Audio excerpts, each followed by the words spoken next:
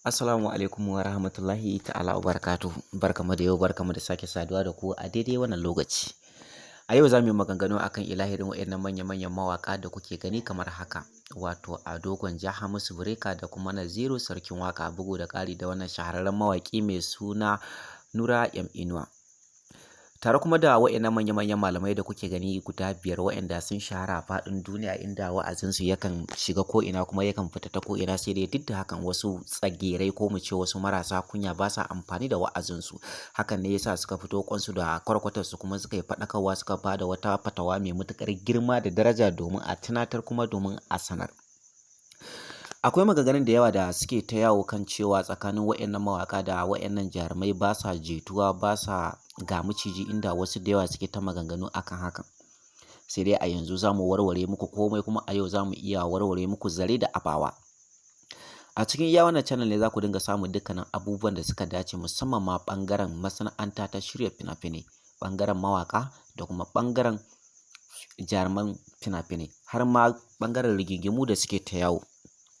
Musamman idan muka ɗauko wannan babban mawaƙi mai suna Naziru, wanda aka fi yi wa laƙabi da Naziru Sarkin Waƙa. Naziru Sarkin Waƙa ya shahara a cikin ƙanƙanin lokaci, inda wasu da yawa suka yi cewa tabbas bai shahara ba, wasu kuma suka ce ya shahara.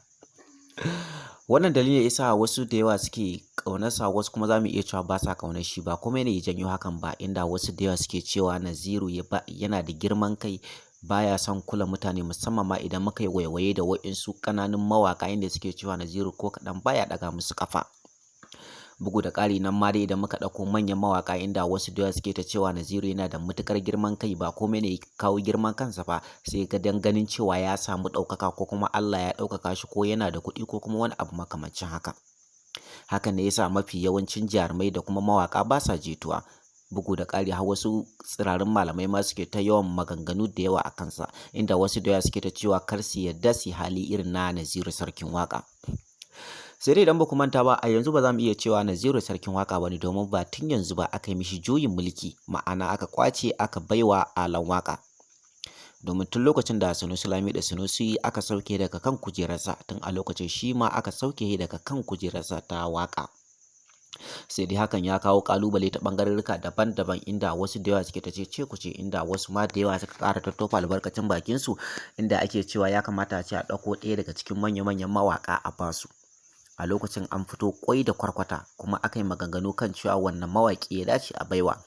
A nan wasu suka ga cewa ya